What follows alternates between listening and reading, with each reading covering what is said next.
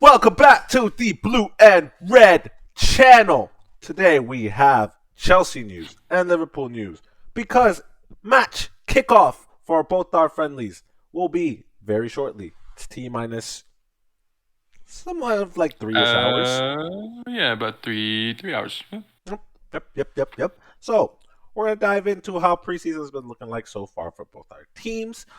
I started off last time with Liverpool news, so this time we'll go into Chelsea. Obviously, you guys, last game you played Celtic, pretty tough, but there were some positives, there were some negatives. What are your thoughts on the match? Yes, as I talked about in the last episode, and sorry for the echo and volume. Everything should be good in this episode. We hope. Um, as it's talked about in last episode, Chelsea fans have the tendency to be very reactionary. Um, Celtic, for some context, up to this game, Celtic have already played four matches, and their season starts, I think, in a week. So they are fully fit. They are ready to start their league season. Whereas we have been training for 15 days, 20 days prior to that game, and we played one game. Of course, the result, like Enzo Maresca said, the result is very important. Like, of course, but when it's preseason, the focus is different, of course, especially in this moment for us. Chelsea are transitioning to a completely different system than what was played under Pochettino. It's very strict positional play. Um, there's a lot of nuance to it and just differences that they have to learn. And there were a lot of stretches in the game where we actually did look really good. I'd say the opening 10 minutes, right before Celtics scored their first goal, we looked really solid. And I think we already created a few big chances. Looked like we were going to maybe score first. Then Celtics scored their first goal, which was just bad marking, and it was from a corner. And it was Matt O'Reilly, who's a really, really good player, and we got to see that.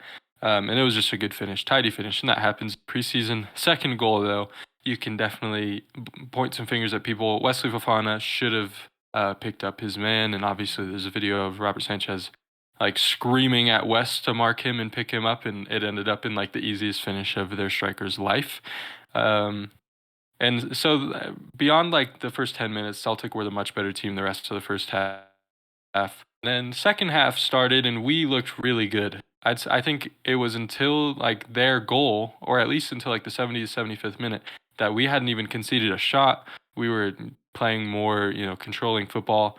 Um, and then they scored their third, and then they scored their fourth, and then Nkunku scored the penalty to make it 4-1. So it was a bad result. But Enzo Maresca said after the game, on the ball we were better, off the ball we were a little bit better, and slowly we're improving. I think today, this game against Club America is our final game to like that we really have a chance to win. But this will really prepare us well because obviously we have Manchester City next, and we have Real Madrid, and then we have Inter.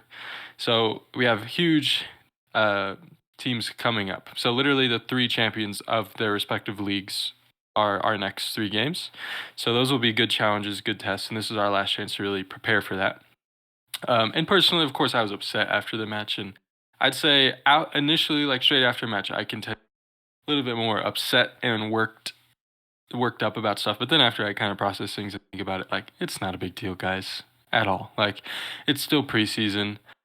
Um, it's a huge transitional period for Chelsea in style of play, in all of these things. We're missing key players: Cole Palmer, Moises Caicedo, Enzo Fernandez. Like this is Mark Cucurella, who will be a huge part of the system.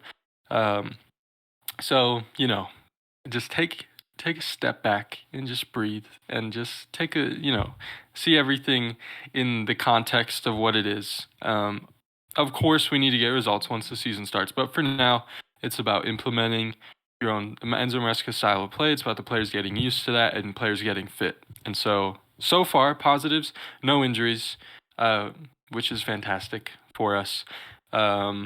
We've gotten to see some good young players make appearances. I'd say player positives. Mark Guiu has been excellent in both games. Just so much energy. He's so lively.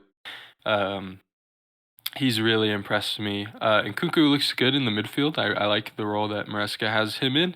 and we'll see kind of. I'm sure he'll be using a lot of positions, whether it's the nine, whether it's in the midfield. Um, and yeah, there's been a few more positives, but before we get too in depth and whatnot, we can talk about Liverpool so far and your guys' preseason. Obviously, 1-0 win to Betis. But what have you kind of thought of your preseason so far? Oh, I cannot Oh hear no, my you. mic was just on mute. But I just wanted to touch base on what you said. It is important to realize at the end of the day that these are preseason friendlies, and like your guys, a lot of people are trying to get used to like new systems when coaches are coming in. Like it's not going to be. I think in a sense people are thinking about it just like they see the status of the club. No, we should be beating them, rather than okay. These players are learning a new system. These players are learning a new formation. They're going on a new coach. It's kind of just to get your legs moving, legs fresh, especially when you hear stuff like something that people don't take into consideration a lot is when another team has a head start in a preseason versus another team. Like you said, Celtic has already played like 2-3 games compared to like Chelsea's one. That's gonna play a big factor in how sharp you are and how not sharp you are. No matter what kind of level of football you play, especially like Celtic is not a team to be, disrespected. Like Celtic has history. Mm. Celtic is their European fighting team. So I just want to touch base on that a little bit, just because I feel like everyone tends to overreact to when they see their team lose a friendly or even tie a friendly at that. I'm like, one example is City. City has lost to Milan, and then they also lost to Celtic, and like I see fans talking about it's over. I mean, Yeah, that's like City are it's about to win another Premier League. People, calm down. yeah, yeah. I mean, yeah, I mean, even the season where we won the Premier League, I remember we lost friendlies all the time, or like even winning friendlies don't mean anything. United wins friendlies left, right, and center all the time, and then they come and they place like sixth, seventh, eighth. Mhm. No disrespect, United fans. But yeah, I mean, it's just to get sharp. But yeah, obviously we came off a win against Real Betis, which was we looked pretty good. I feel like we can look better, but we did look pretty good given the fact that we don't have our first team players or a lot of our first team players, and then we don't also have a striker. We adapted to that by playing, like I said last video, we played a false nine to create a box within the midfield that included Harvey Elliott, and it included Harvey Elliott, Zoboslai, Endo, and why can't I think of the last option? Curtis Jones, I believe. Yeah. Um, but Yeah. yeah, I see something similar happening to for today's friendly as well, because we even though we did get Ibrahim or Ibu Kanate and Brian Gavenberch, I don't think that's gonna really affect the way that we see the nine. So I think we're just gonna play the same system today as well. It's been nice seeing a bunch of the guys get minutes out there and just try to get sharpness. I think Arsenal being our opponents today is going to be something more of like a real test for Slot, kind of like people like I was saying with the status of friendlies. I know people are going to see this as like the make or break. If we lose to Arsenal today, they're going to be like, "Oh my God, we're not going to win." People already think that like Slot is not going to be competing with all the other managers just because they refuse to, study. But those who have studied Slot's philosophy and actually know what it means to be a manager, and they don't just go based off name, they know that it's gonna be he's gonna do just fine. He's and Mhm. I have no worries for him as well, especially today. Like I'm not gonna go in with like, oh, we must beat Arsenal or we must be like. I'm just going in observing, seeing all the players that are like either listed or loan listed, um, making maybe breaking their way into the first team. I'm going to be paying attention closely to them, seeing like how they adapt to more of a Premier League kind of side. But yeah, I mean, I'm excited for the preseason. I'm always excited for preseason because you get to have a new look at what you have in your club, what you're bringing into your club, what you're bringing out of your club, and then for now, obviously, good what your new manager is bringing tactically. Um, uh, like I was saying, I don't think he's going to change it up from what we saw with Betis. I think we're just going to see a more sharper side, given the fact that like we've gotten our first 90 minutes under our belt. Now we know what to kind of expect. So now we're just gotta. It's all about how we execute it. Um, but yeah, I mean, just the small things within the preseason friendly. I for one am excited to watch that over that. The lineup might stay the same, but all Mhm. in all, I am excited. Yeah, I really liked what. I saw from you guys in your first preseason match. I really like that system with like the box midfield going from kind of like a 4-2-3-1 slash 4-3-3, um, with no real nine, but like that's what kind of what Deserby did, even though Deserby would always play with like Welbeck or like Evan Ferguson, so that he would have like a recognized nine, but in the build up they would drop form that box. And so yeah, I think it's a unique system, especially with no like real nines. But if you have the wingers who are lethal enough, and obviously Mo Salah is lethal, you could say. And you guys have, we'll see. Will Jota be healthy for this match? He just came back, and he actually just had the segment where you talk about his injuries from last season, and he seems to be healthy, running up and going. So I'll be excited to see him. I Hmm. don't know whether or not, given the fact that he returned a day or two before Gravenberch and Ibu, I don't Yeah. know if he'll play. It would be nice to see him play, but I don't. As I say, I don't think he'll play. I think we might Mm. see him because you really just need one training session, to be honest, before you get some minutes. Plus, he is a senior player. I could see maybe Arne Slot being like, okay, maybe for the last like 30-ish minutes, maybe you Hmm. go in there and show me what you got, just for because again, it's preseason friendly. Preseason friendly is where you get to just try anything. But I don't want him to be rushed per se. If he's not like, especially since he just has Euro legs. I mean, he's gotten time to recover, but if he's still feeling something, I don't want it to be rushed because Diogo Jota is somebody who's important for us this season. But Hmm. yeah, hopefully we get to see Yeah. him out there. And I think I imagine we'll see the system from you guys somewhat, like as long as maybe Darwin Nunez isn't available. Um, but I'll be excited to see like Gakpo and um, Luis Diaz on the left for you guys in this system, and see what happens on the right. Like, yeah, but I was impressed. Like Ben Doak really impressed me.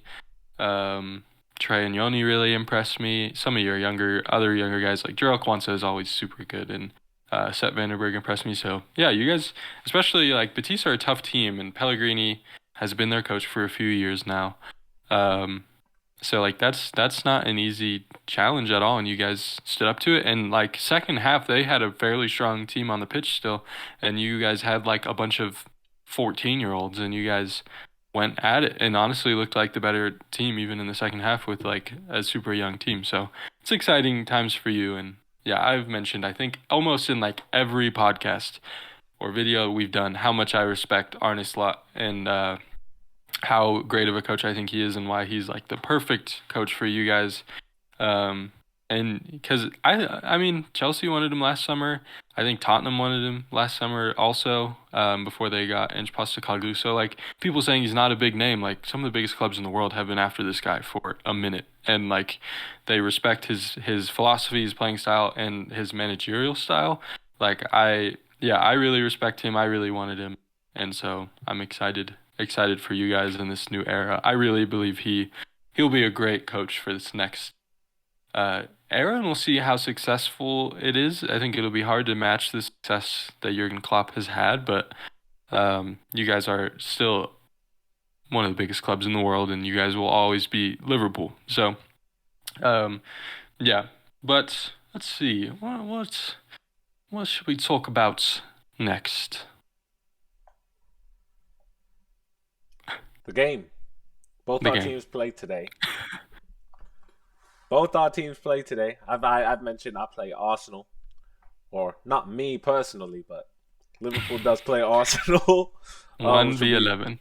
yeah, which will be very it'll be very exciting to see us play a Premier League side. Obviously, I have a lot of respect for Mikel Arteta. Um, I know that might be weird to say as a Liverpool fan to some people, but truly, I do have respect for Mikel Arteta. I have respect for Arsenal. They are fierce rivals, great competitors every time that we play. It's an entertaining game, of course. But it'll be nice to see. Kind of like what I was saying before. We'll get a taste of what the Premier League's gonna look like, but I don't think it's gonna be too aggressive to the point where to a Premier League challenging level. It'll just be nice to see. Like I said, for the boys, especially with Liverpool investing in youth, it'll be nice to see how the boys fare against like Premier League challenging players, and then also Arsenal. I wouldn't doubt Arsenal also plays some of their youth players. So it'd be nice to see them go neck and neck, mix of the first team and the youth team. Um, it'll be nice to see tactical changes from not only just Arne Slot, but from Mikel Arteta, whether he stays with where you normally used to, or whether he's Arsenal has been making moves, so we'll see how that works. They just recently Calafiore's debut, probably. Calafiori could make his debut today, which would be, we all know that everybody in the Premier League and around the globe wanted him at the club, and his Euros performance literally just added on to that. And at the end of the day, Arsenal is the man, or is the team who won the man.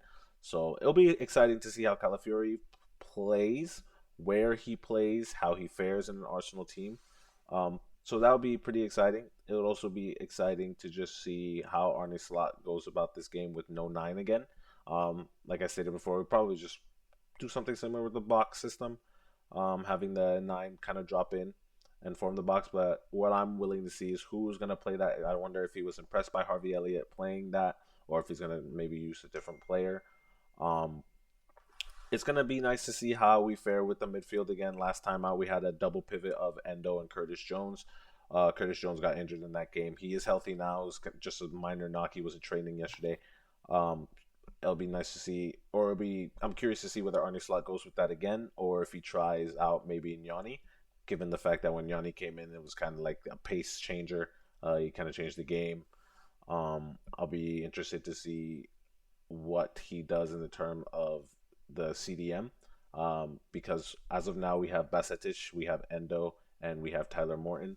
Um, it is pretty premature of me to say that Endo doesn't deserve to play just because of his performance versus Real Betis, but given the fact of what is Endo's strengths and what's Endo's weaknesses, he doesn't really seem like an Arne Slot kind of six to me. I'm sure that he can still be used as a rotational piece for sure, given game situations, whether we need a defensive side or something like that. But what and what Arne Slot tends to value within his midfielders is not something I really see in Endo's games a lot, and we kind of saw that a lot during the Betis game. He kind of struggled to fit in, but then again, like I just said, preseason is to kind of get your feet warm and trying to get sharp. So maybe it was just an off day. Like I said this last time out, maybe it was just an off day for him. But Arne Slot tends to like more of that control, somebody who is able to get himself, wiggle themselves out of tech situations, able to play the 1-2, kind of speedy to them. And so I'll be paying close attention to like Basetic and Tyler Morton, specifically Basetic, given the fact that he's been out of football for a long time now. And when he was in football, he was a hot prospect. He was already a starter at the age of 18 under Jurgen Klopp. Um, it'll be very exciting to see how he fares. In my opinion, I would like to see a Curtis Jones Basetic link up or double pivot. I want to see how they fare together, if they match together. Maybe if Gravenberch can come on, maybe also in the future Gravenberch and Basetic. It'd be nice to see there because they possess ball. They possess good ball on the ball quality. They possess physicality. They possess just good positioning. What from Gravenberch's side, it's more of an offensive positioning, and then from Bassett's side, it's more of a defensive positioning. So everything one player lacks, the other person gains. At least that's the way I'm thinking about this double pivot. So it'll be very interesting to see how that fares. But yeah, there's just a lot of stuff where I could go on and on about what could interest me in this or what I'm looking for in these preseason games, but mainly just those two things, or simply just because it's no secret to anybody that Liverpool is a weak spot for us. Is the six. It has been since Fabinho's left. Fabinho leaving has left a big hole for our club. Defensively, we do have maybe a hole here and there, but it's more as to the depth rather than to the starting lineup because we all know Van Dijk, Ibu Konate, and Kwanzaa are fully ready to take on the challenge. It's just more that depth of if one of them goes down, how the squad falls. Same thing at right back before the emergence of Connor Bradley, so we're safe there. And then we go to left back. We have Joe Gomez, who can also play right back and center back. But then we also have Owen Beck, who's coming up from the academies. He just had a successful loan at Dundee. We have Chimikas, who's still on his day, a pretty good left back. We still have Robertson, who even though he's getting a lot of injuries, he's still there. He's still up there with one of the best left backs in the Premier League at this moment. So yeah, I'll be looking mainly when I'm looking at these youth players playing. I'm mainly looking at those midfielders and how they fare because there's a good chance that one of them gets this opportunity to play in the Premier League and get those minutes. rather than Liverpool splashing the cash on a six, especially since we all know how Liverpool likes to do their business. They like to take their time with it and make sure that it's absolutely 100% the best deal possible. Given the fact that now we're going into August, there's 1 month left before the transfer deadline closes or before the transfer window closes. Um, I wouldn't be too surprised if Arne Slot ends up saying, you know what, I do like the way that Tyler Morton controls the ball and controls the pace of the game. He does need to work on his this part of his game, but you know what, I can develop this. So he tells like the club, I want to develop these players. The same thing with Basetic. I wouldn't be too surprised. Um, for me, it's just a lack of strength for both of those players. I personally believe that both of them could fill in that six role, and I know a lot of Liverpool fans are gonna be like, "Well, they're not quality enough. They're not first team quality." I feel like you could build that in, especially with Basetic. You can build that in. It's something that can easily be trained as long as the season progresses. But it's just that strength side. But even then, like when we played Betis, Tyler Morton showed he's not afraid of putting a challenge in. The same with Basetic. He showed he's not afraid of putting a challenge in. They are they make up for every lack of strength per se with every other attribute and quality that they possess in their game. So I'll be paying attention mainly to those two because this will be make or break for them. But yeah, those are just a few things that I am interested in for this preseason game. Yeah. I've always said I think this year for you guys will be more of a transitional year. I still think you guys will be top four, but I don't really necessarily see you guys being in the title race. I think that'll be between Arsenal and City again this year. And you guys were in it for most of the season, but then and you guys were definitely overperforming, I think, the squad that you had for most of the season, just because, I mean, not to say that you guys didn't have an excellent squad, but like you guys didn't have a six. You were playing a different style, kind of unique style of football that was, but you guys obviously were in the title challenge for most of the season, but I don't necessarily see that this year.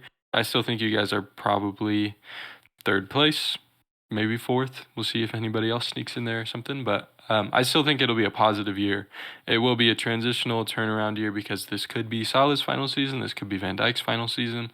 Could even be Trent's final season. He has a year left in his contract, and still they haven't negotiated. So um, this could be kind of that year to. It's nice having those players there for Arne Slot in this moment, but as a transitional year for the years to come. So I'm excited. I think Morton impressed me. Batsutic has always looked really good. The season before his injury, he obviously got like most of the minutes at six when Fabinho was out. Is that right? Pretty much. I remember he played a lot that season. Kind of like a left-sided center mid because Mhm. we still did have Henderson and all that, but I Oh mean yeah.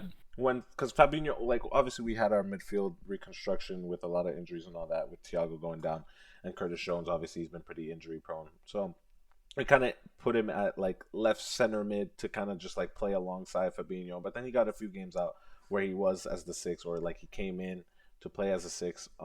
And he showed promise. He showed promise. I don't think he's ever played as a lone six for us quite yet. Well, I mean, in Hmm. that season, he has not played as a lone six for us quite yet.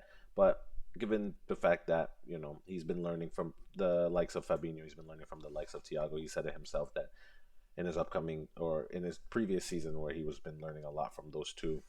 Um, I feel like it's something that he could accomplish. I feel like it's a role that he could Yep. very well thrive in. Hmm.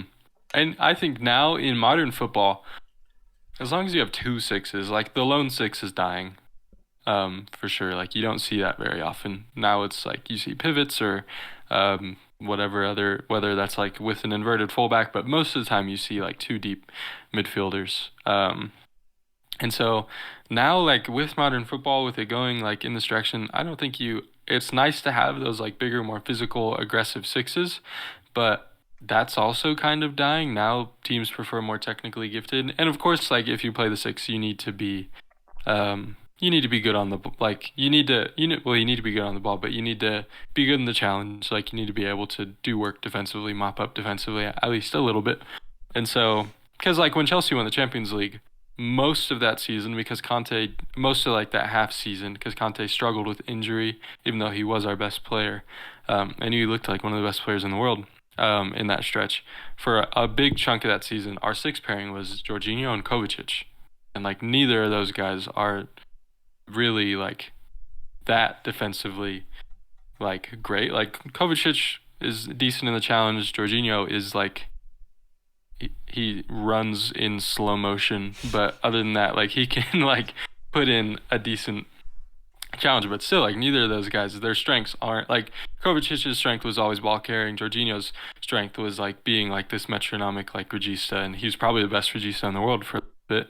And we saw that with Italy, and so like I think that kind of role, not that it's dying, but it's just not as necessary. The lone six is definitely dying, but like the bigger, more physical six, I feel like you don't see it as much at clubs. Like even though Rodri is a bigger, more physical player who's getting the challenge, technically he's like an outstanding player, and so yeah, and even like you talk about other like ginormous defensive midfielders, like Amadou Onana is one guy I can think of. Like he's technically very like sound and solid as well. So like this as football is transitioning, more players need to be good with their feet, and so that could mean definitely the death of a lone six maybe, but more of like those bigger defensive midfielders, maybe even stepping back further and becoming center backs or something, or but yeah. Anyways, all that to say, I would like to see Bajcetic and Morton get looked at because I think, I mean, Morton started most of the games for whole last championship team, and if you are able to play like 40 games as a starter in the championship, I think you can take the step up into the Premier League. I think that's always like a good test. So I'd like to see either him get like a Premier League loan or just stay with you guys as an option in the midfield, and then Bajcetic, yeah, he's always looked good. But anyways, for Chelsea tonight, obviously been a disappointing preseason so far, but you know we've already talked about that. This is probably our final chance to confidently get a result. You never know. Like it's preseason.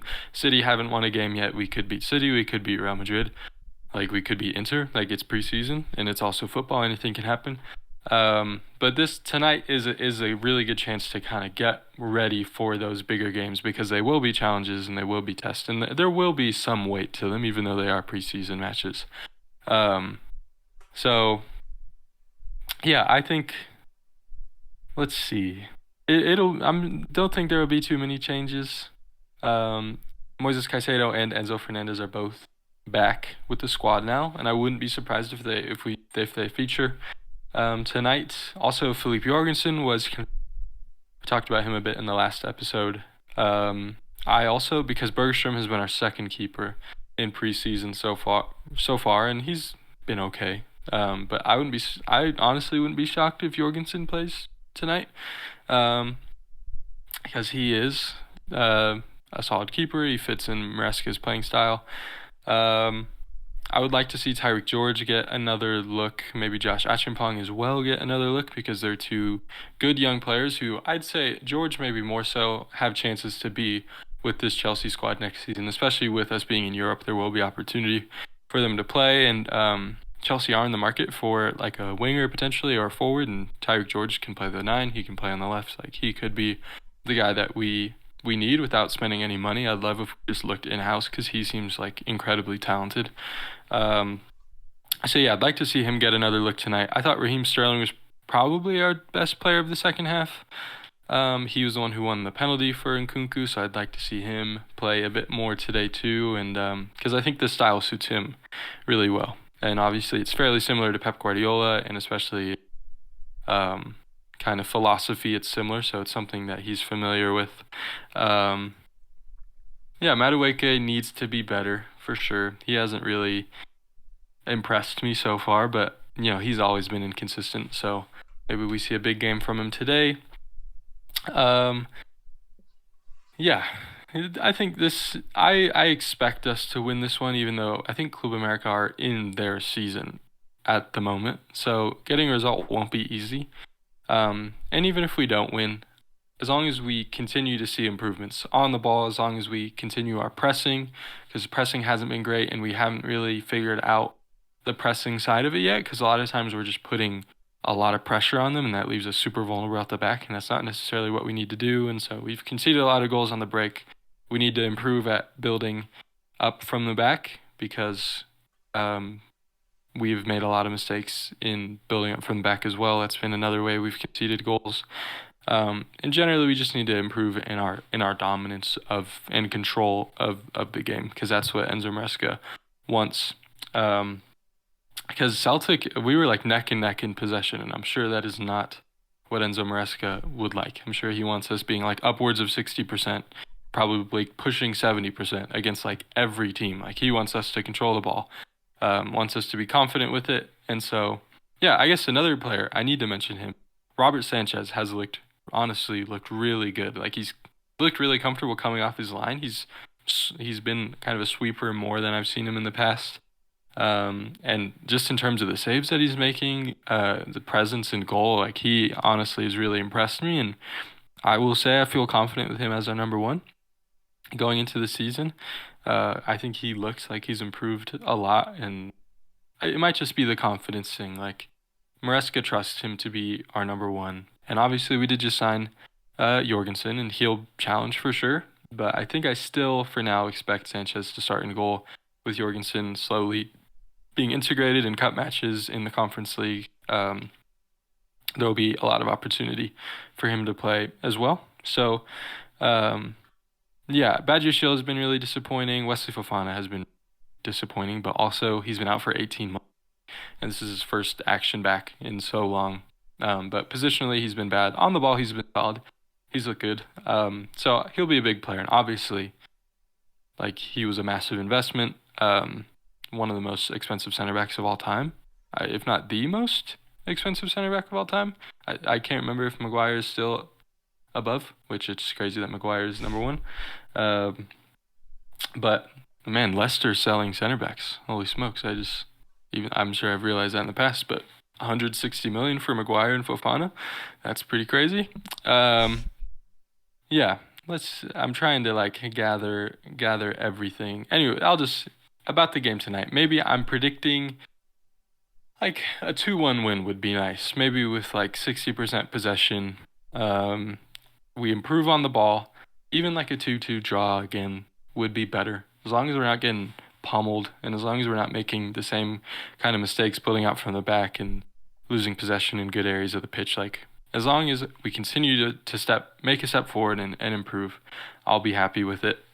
With it tonight. So, and I think that's what we will see. I think I really trust Enzo Maresca. I think he's the right man for this next era. And there was an absolutely sick video dropped today of like of Gianfranco's or of Zola. Is it his first name Gianfranco?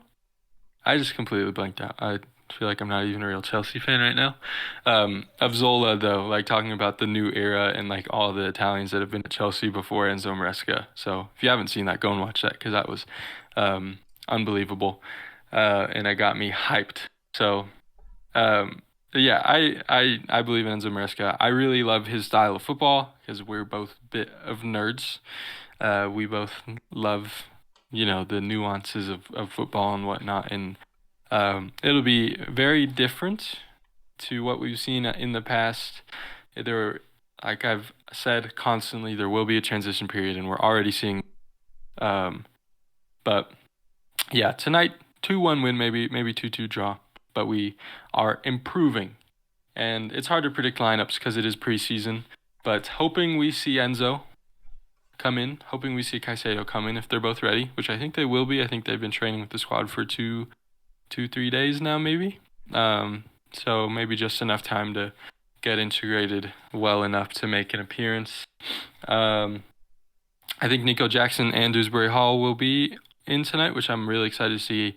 Dewsbury Hall, maybe even a start from him would be nice, and it's aggressive, but maybe even like a midfield three at the start of the match of like Lavia, Dewsbury Hall, and Nkunku. I think that would be really interesting to see. But just having a player out there who knows how Enzo wants to play, who's played an entire season under him, would be great. And I guess we already have Romeo played for Enzo Maresca in the past and stuff. But that'll be really nice to see them come in. Nico Jackson especially, that'll be nice to see him back. But yeah, hopefully not taking too many minutes from Guy because I want to see him continue to impress. And I think Axel Disasi, I haven't heard much about him, but he might be available for some minutes tonight too. And we are in desperate need of Disasi right now. Our back line is more so in desperate need of Trevor Chalobah, but we need a different face in there because defensively we have not been great. But um, yeah, that's all.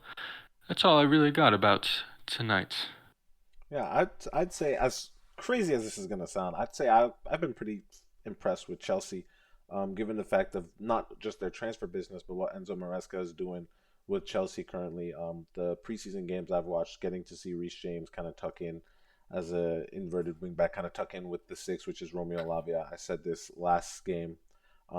It was nice. I feel like that's a good little change. And maybe first, in terms of the long run, I've said it before. I feel like this is something that could help Reece James in preserving his legs instead of being like the bombarding fullback that we're used to. It's a very straining job. Not. It's a very straining job on the legs.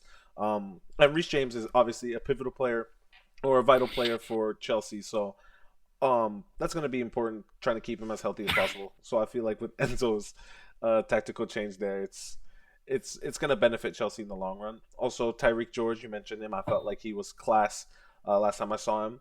Um, Especially in the narrow setup that you guys have. I feel like the way that he was able to do, like, we got to see a lot of ball rolls from him. We got to see a lot of step Yep. overs. We got to see a lot of creativity from him. He has a lot of drive within his game, and I thought that was very critical for the position that he will be playing if Mudrik or Sterling is to not fulfill that position to the maximum capacity. I feel like Tyreek George is a good player to have in there.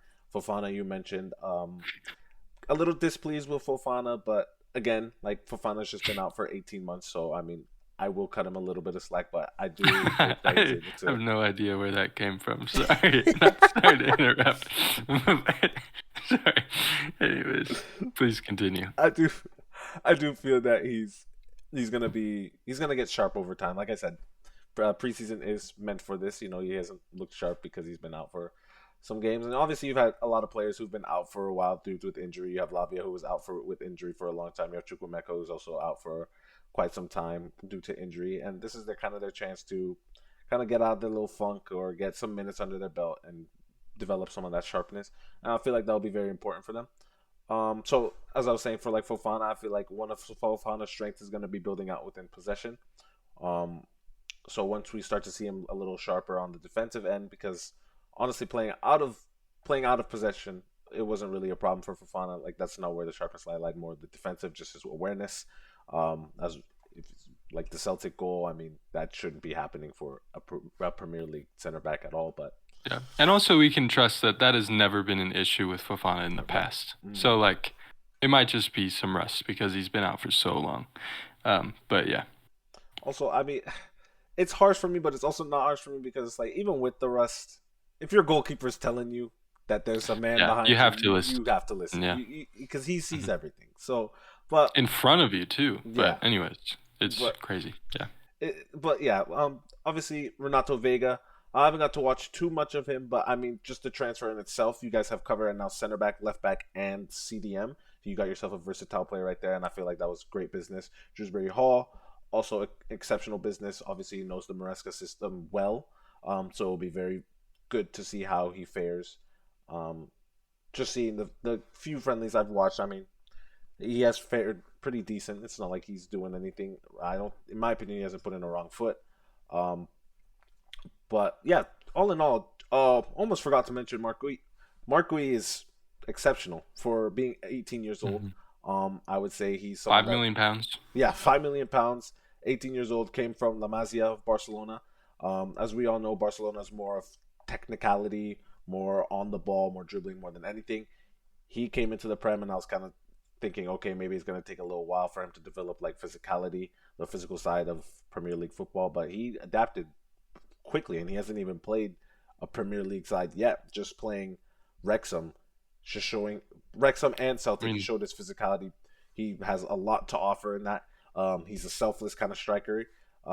He likes to channel in all his teammates. He links up well with all his teammates. Kind of reminds me of like what we saw from Jackson last preseason. Yeah. Um, Plays really well with his back to goal. He's really impressed yeah, me there. he's and not only that, like for someone who plays so well with his back to goal, he's pretty mobile as a nine, and he presses Hmm. hard. Like the way Yep. he presses is, I don't want to say it's generational, but because He's like that guy is just like sprinting. Like yeah, he's holding down the right trigger the entire yeah, time he's yeah, on the pitch, yeah, which you love to see. yeah. Yeah. And with that, obviously, your striker is supposed to do a little more than that. I know over the course of time, there's always gonna be the fans who's like, oh, well, he's doing all that, but he's not scoring. He's not scoring because they're just a little bit impatient. I know with all that, with the hard work he's putting in, with literally all those aspects of his game, I know the goals will come. It's only a Yeah. matter of time. The goals will come. But for £5 million, that is, you've got yourself quite the player. Especially 18 years old. The only way to go is up from here. Like he has showed Yeah. exceptional promise. And if I'm Jackson, I'm watching my back. Um, but obviously, you guys have also been linked with Victor Osimhen. You've been linked with another nine. But I would say, just in case you don't get another nine, I would say Mark Gui he's gonna get the job done.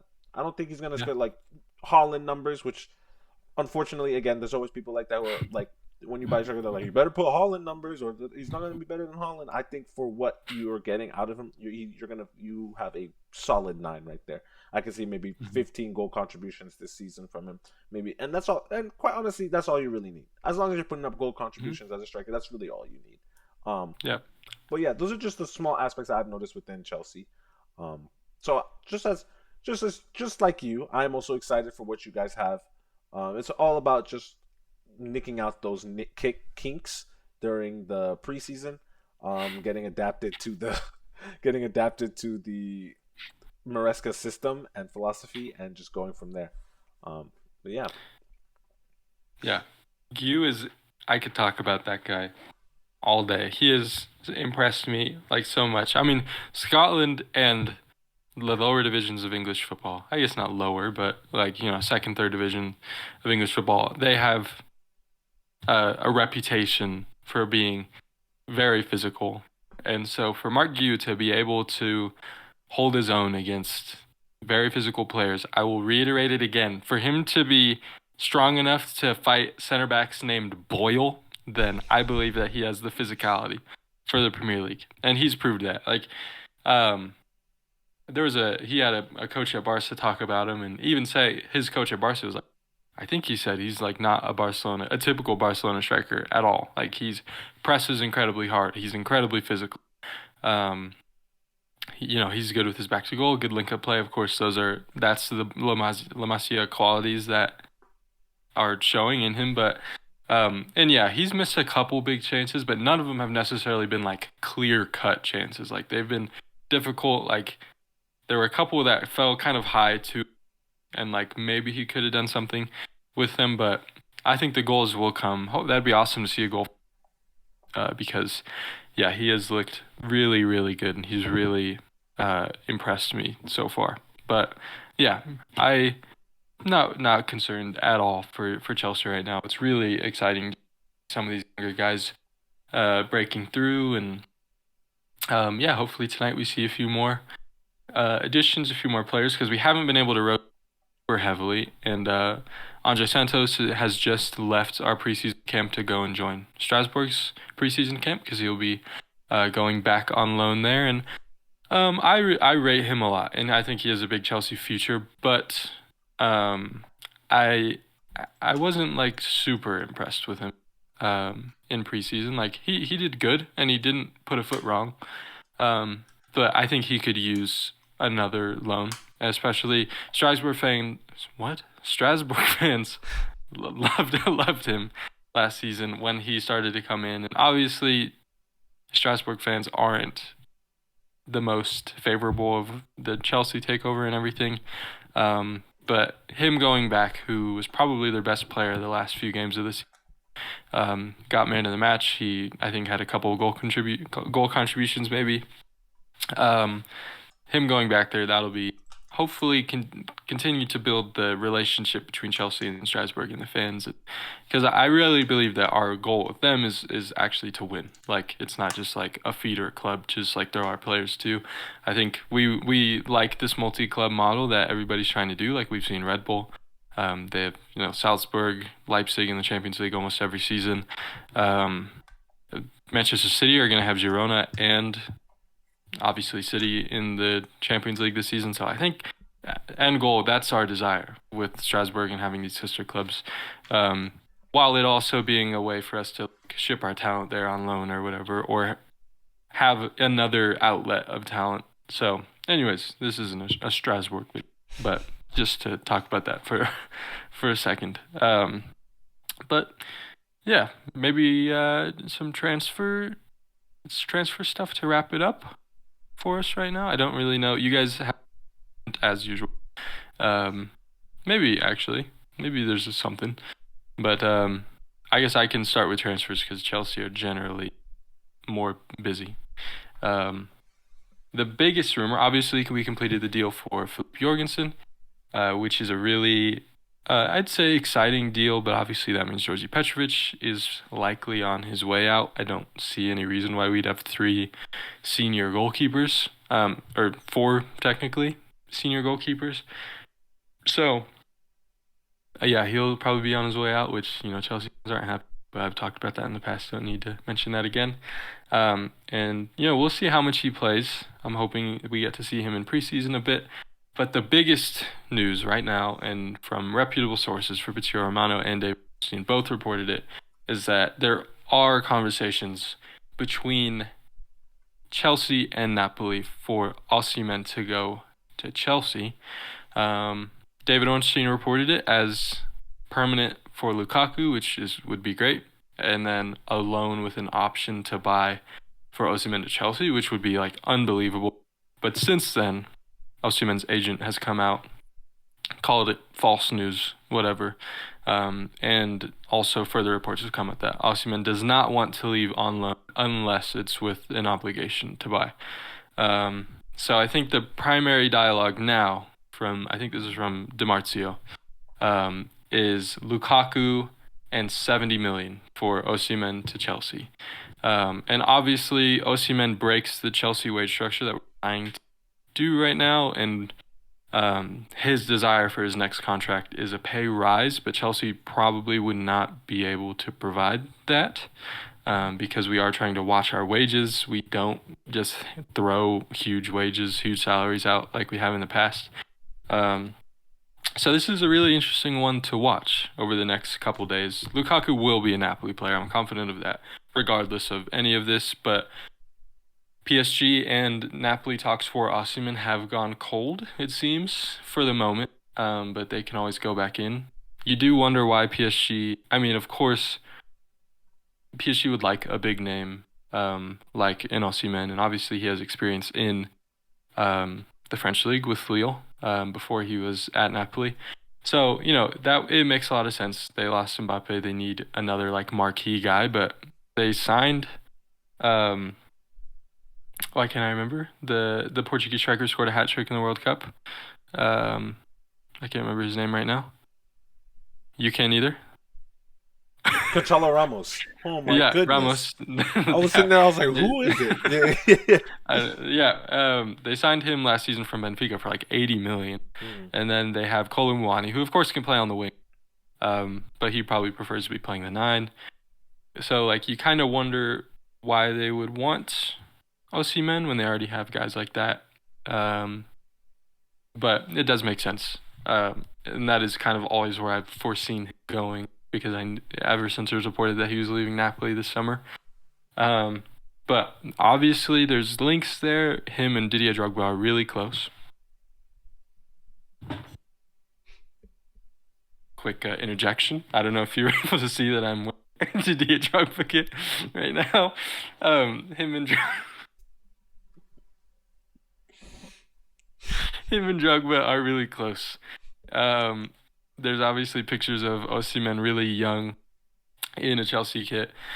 It would, if the wages and everything are right, you'd imagine it desire. Because it's not like Napoli aren't in any European football last season. They had one of the worst title defenses in recent history. I think they placed 9th and they went through like 3 managers. So not ideal. Maybe 2 managers, but that's still horrendous title defense, not what you want for a team that just absolutely dominated the year prior. Um, and Osimhen did struggle, but I think he still scored like 15 goals this season. And it was just for a bad team. So, um, this is yeah, like I said, this is one to watch. A really interesting story. I didn't expect us to reactivate our interest in Osimhen. I think there's always been an appreciation, but I don't think prior to this there's ever really been concrete talks for a transfer. Um, because of the wages and everything. But if we can get him on our terms, if we can get him on, because of course, if Osimhen comes in, he's probably going to be the highest paid player at Chelsea. Maybe not. I think Raheem Sterling makes 325K a week. And we definitely don't want to go above that. And that was in the mistakes the first summer when Todd Bowley headed our recruitment. And so hopefully no more. I think Raheem Sterling, if he can stay the highest paid player at Chelsea and Osimhen doesn't make more than like 250K a week, then I would say and there is obviously the attitude issues, the agent that talks a lot. So there's a lot to it. But I've said that if Chelsea are to bring in a striker, especially after watching Mark Yu, the only thing that I would want is like an elite number that would really like make the fans happy. And Osimhen, even though he had a disappointing season last year, he is an elite number 9. Like at his best, he is one of the best strikers in the world, and he is an elite finisher. His link-up play is solid. Um, so like this is a transfer that if it's done on our terms, I say absolutely. And obviously Chelsea and big name strikers, not necessarily a great relationship or a great history, I should say, in the past. So hopefully this would be a change of that. And if it's, I would imagine we wouldn't want to do Lukaku in 70.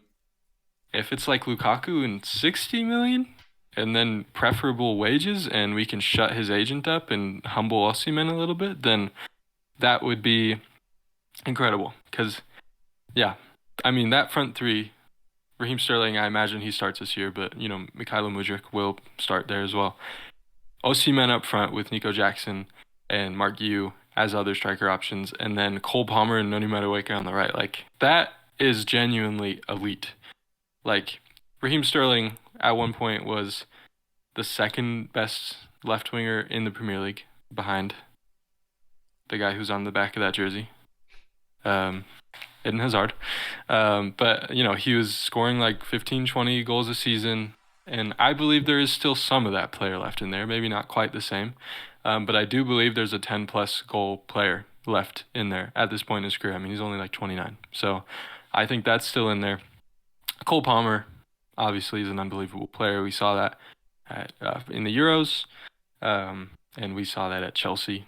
Over, I think, 40 goal contributions last season, which is unbelievable. And that linking up with Osimhen up front would bring tears to my eyes. So I will say I want this deal to happen if it's on Chelsea's terms, not if we're paying like an insane amount of money and then giving him like 350K a week. Like absolutely not. But I think those are really the biggest stories circulating around right now for transfers. We got Jorgensen and then talks right now, which I'm sure is exciting a lot of fans. And I know it is exciting a lot of fans. But yeah, what about you? What do you think about that? And then are Liverpool actually doing anything yet? Well, yeah, we've had this conversation again. Like most of you probably could guess, we have a lot of these conversations about football off camera. But we had the conversation with him. I think Osimhen would be a fantastic signing for Chelsea. It's more in the sense of what he brings to Chelsea, attitude-wise, obviously agent-wise. Me personally, I feel like I said, Osimhen is a class striker who knows how to finish. However, a big thing for me is you don't want to bring in somebody who has attitude problems. Sometimes it is worth the risk when you know what the player is capable of, i.e., we have seen it with like Balotelli before. Very class striker on his day, but suffered with attitude problems, so it kind of just not only hurts him as a player, it also hurts the club. But Osimhen is not to that extent, at least as of yet. We have seen Osimhen have a little bit of problems with Napoli. They're bored over the course of time. We also have seen him most recently have a problem with Nigeria, and you would think that that would be something that is only going to translate. The kind of player that I think Osimhen is not really a club kind of player, more a player who just looks out for himself, which at the end of the day, like as an athlete, that's something that you have to do. You have to look out for yourself. So I'm not bashing him for looking out for himself, but in a sense of just only himself, he doesn't really care what club he goes to as long as they're accommodating his wages or accommodating his demands, and they let him kind of just do whatever he wants, runs how he wants. Um, and at a critical time like this for Chelsea, I feel like that could be a dangerous game. It has a high reward for sure, but it also be a very dangerous game whether they end up buying him or whether they end up loaning him. Um, so I hope if that is to go on, with the agent as well, having an agent in your ear, also who is a loud mouth, it could hurt a lot of chances. So I hope if something is to go through with Chelsea, I hope for the long term at least they're able to kind of simmer down on the drama that they've been experiencing recently. Um, I hope they're able to work out a deal where Lukaku goes the other way, Osimhen goes the other way, um, and it kind of just lets them play football because we obviously know Romelu Lukaku's a bit of a drama queen himself. Hopefully, in the sense where he's reunited with one of his favorite managers, maybe in that sense he'll be able to just kind of simmer down. And then with Osimhen getting the move away from Napoli, hopefully Enzo Maresca is able to handle that spice from him and kind of just be able to simmer down. They both get to succeed. Um, but those are things that I would worry about for sure. Um, High risk, high reward. Um, but yeah, obviously, who wouldn't want a Victor Osimhen on their team? He's classy, African Player of the Year, top goal scorer in Serie A. So I mean, again, high risk, high reward. It's more just the attitude. It's something just to beware for. Um, but yeah, from him, not just from him, but from the agent as well. Um, they like to talk a lot, but all in all, it should work. Hopefully, it should work. Obviously, he's going to be stubborn about the wages, but in the end, like me personally, if I'm to make a verdict, I could see it working out just to get Lukaku the move that he wants, just to get Osimhen the move that they want. Because at the end of the day, both of them just want to leave the club that they are currently at. So I think they're going to both get what they want in that sense. But as for Liverpool, nothing new, guys. We know how Liverpool moves in silence. Uh, Nothing crazy, just rumors here and there, nothing concrete. Uh, we're just getting information that the Anthony Gordon deal, there was a deal that was agreed with Joe Gomez and 45 million.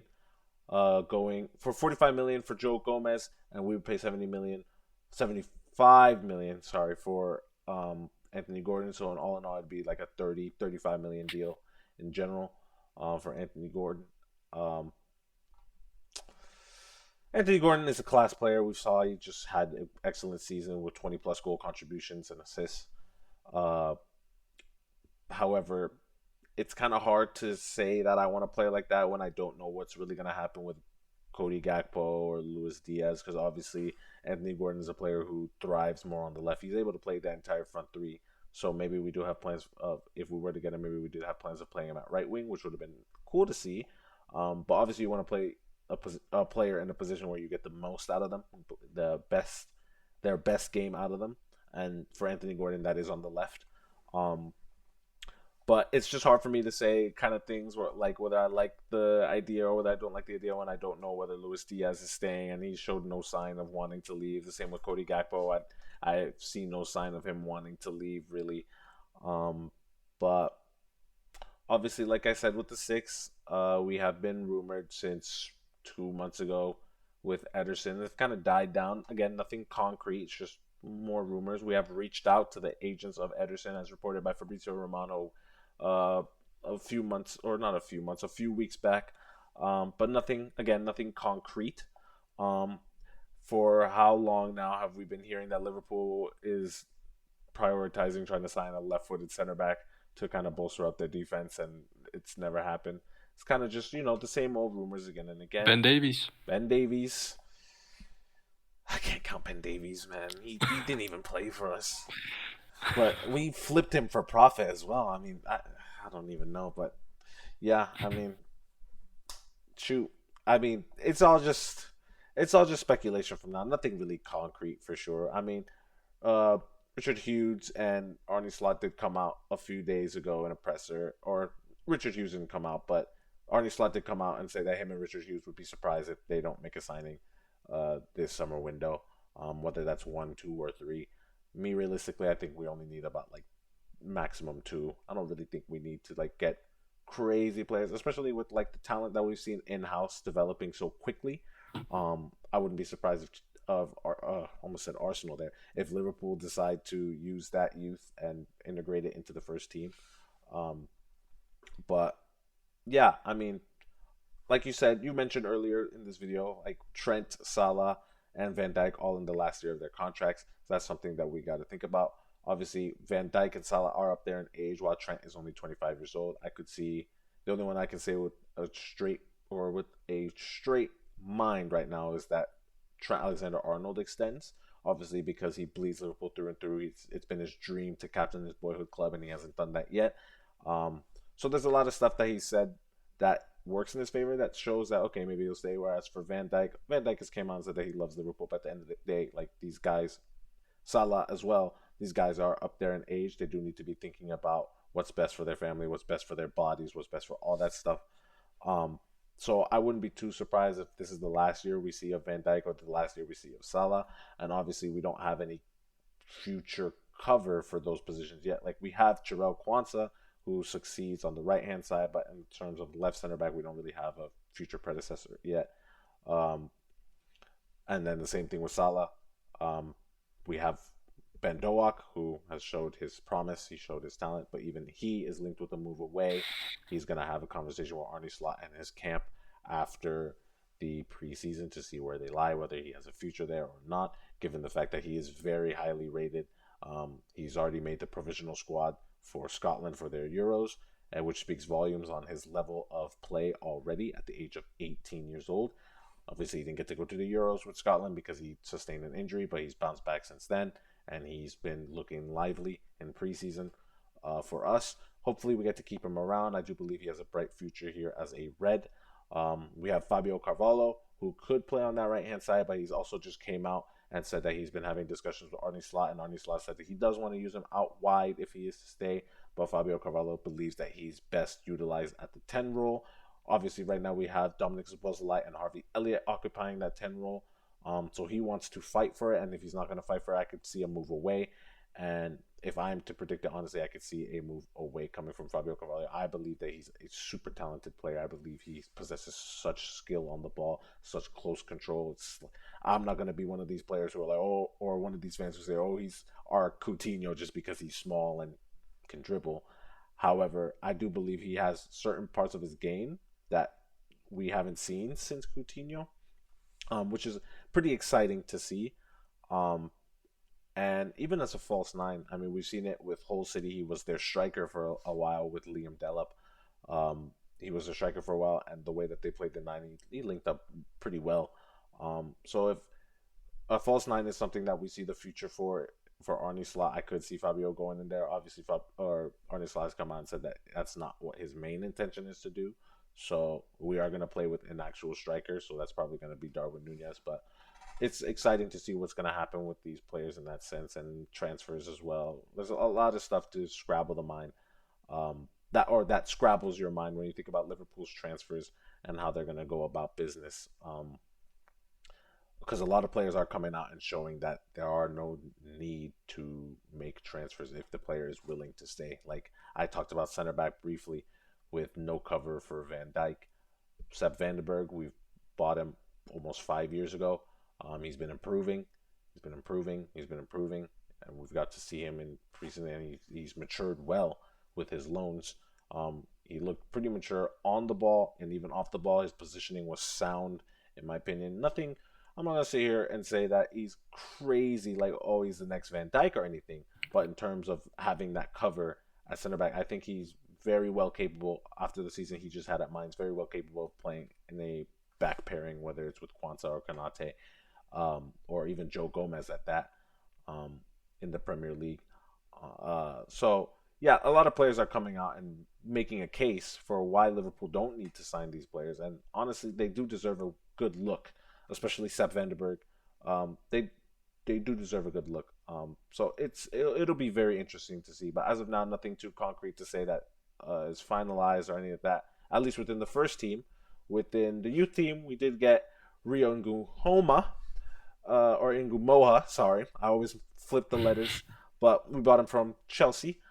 We broke the youth academy structure for this player because he is highly rated. He's a very skilled winger, born in 2008, 15 years old, but he's very talented, very Crazy. skilled.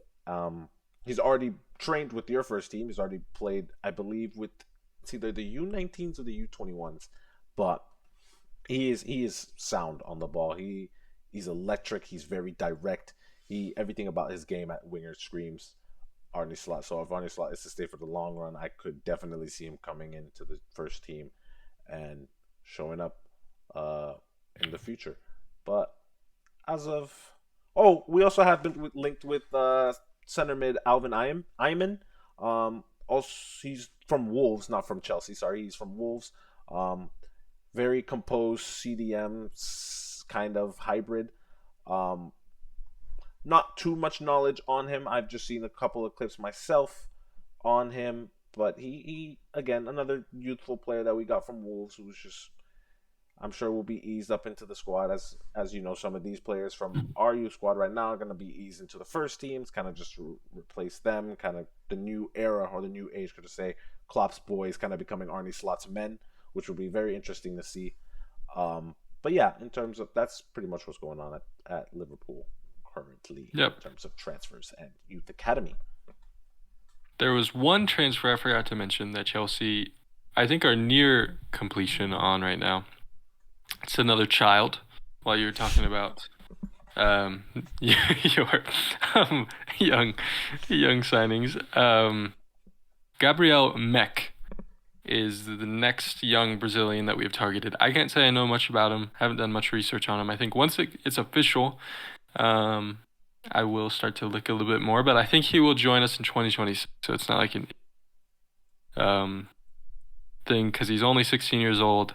Obviously, so far in terms of the players that we've signed from South America, Aaron Anselmino is the latest one, who is a Boca Juniors center back.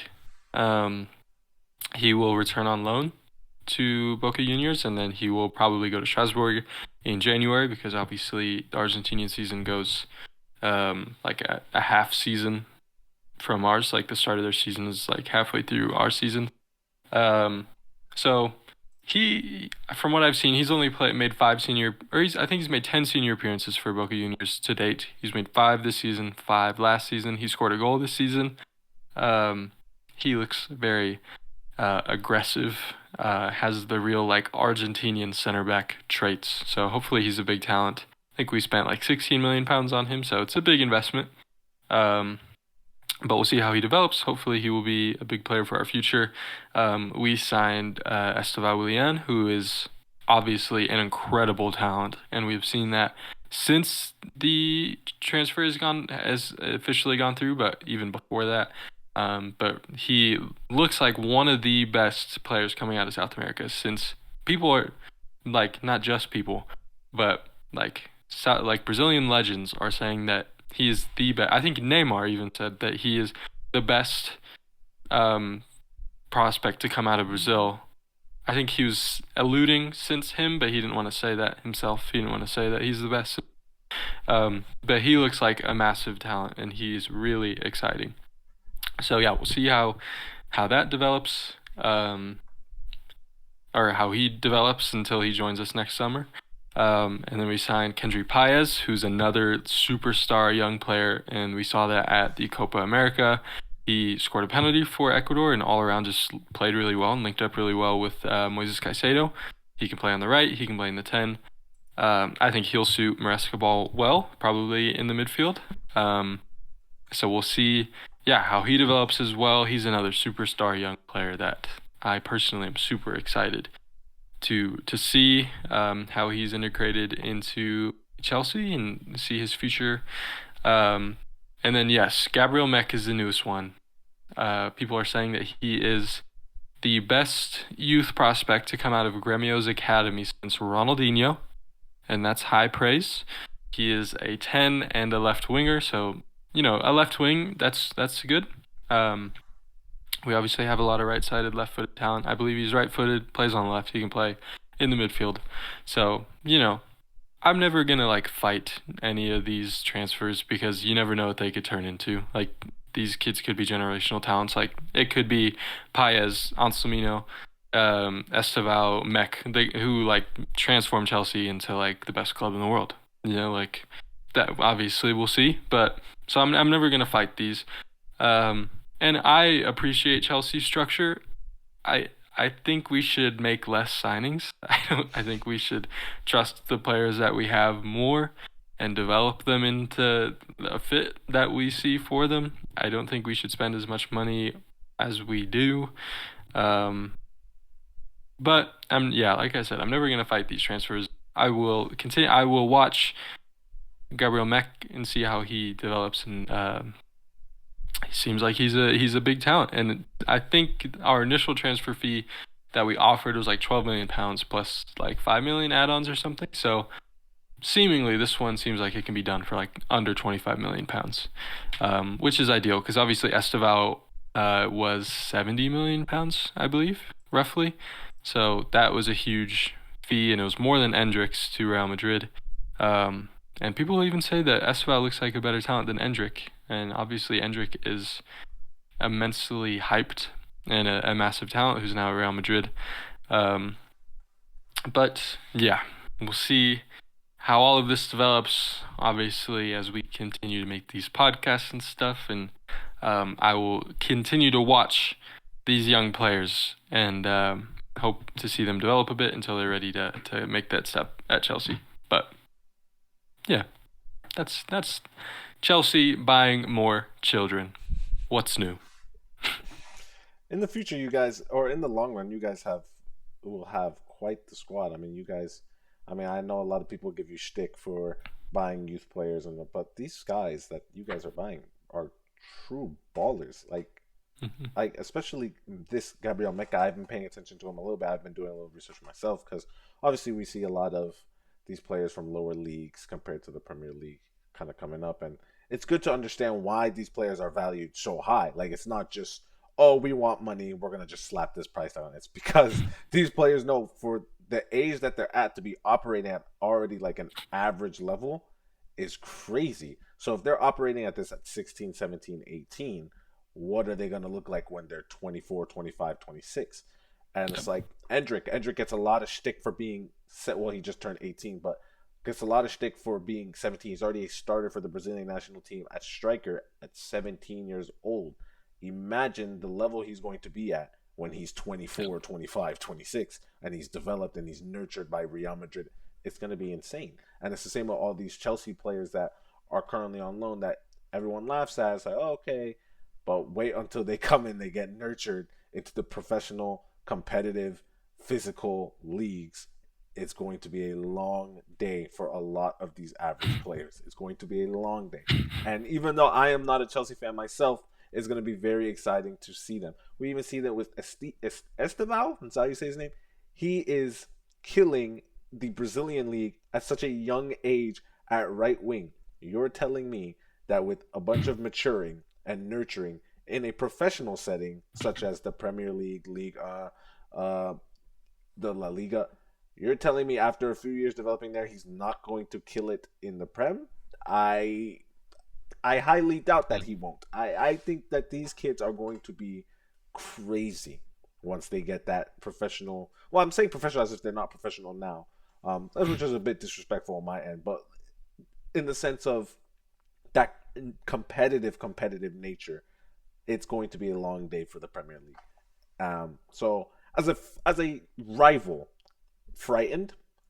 As a football fan, very excited to see the new age of football, and then I'm officially going to take the Unk title that comes with that. But all in all, I'm excited to see what's coming. It is it is crazy to see Chelsea spending like 20 million pounds on players that are like 5+ years younger than Yeah, both of us. yeah, yeah. That's like, it's just so weird that that's the stage that we're at right now. But Yeah. anyways, um, yeah, I'm really excited to see it. It's very different, and Premier League club has ever done anything like this before. And also, the South America isn't really scouted yet very often for the Premier League. Like usually, South American players go to like La Liga or something, and then they're brought to the Premier League. So we'll see. Yeah, they're fit, how they start to develop and fit in and everything. And I agree. Like all this money that we're spending on all these young players, some of them are bound to be hits and some of them are bound to be superstars. So the future of Chelsea Football Club, even though the now is a little bit uncertain, and there's been, obviously, um, we placed sixth last season, 12th this season, but just fired Pochettino, who got us to sixth place finish, and that had a lot of question marks. Even though the now there's question marks, the future is incredibly exciting, and it is really exciting to be a Chelsea fan if you can just kind of see the vision. Because every time you hear about like these new players signing for Chelsea, you hear the thing that drew them here is the project and like their idea and where they want to get to. And this isn't like an immediate thing. Like Chelsea, of course, we want to succeed now. Like we need to succeed now, especially with spending all this money. Um, but the vision is more so down the line that we can create a footballing structure that's sustainable and that we'll be able to be winners for decades. Um, so yeah, it really is. We keep saying it, very exciting right now. And but yeah, is there anything else that you wanted to talk about in our time? I've got all the Liverpool news that I had off my chest. Enjoy the match of Chelsea. Enjoy the match of Liverpool. Enjoy football today. That's my last message to everybody who watches. Just enjoy football because this is a beautiful game, no matter where you support or where you watch or what kind of football you watch. Whether you watch Pep Guardiola football or Sean Dyche football. Sean Dyche football. How did we both say the same person? Sorry. It's all beautiful to me. Yeah. But yeah, if you like our content, or if you enjoyed hearing our content, please give us a like.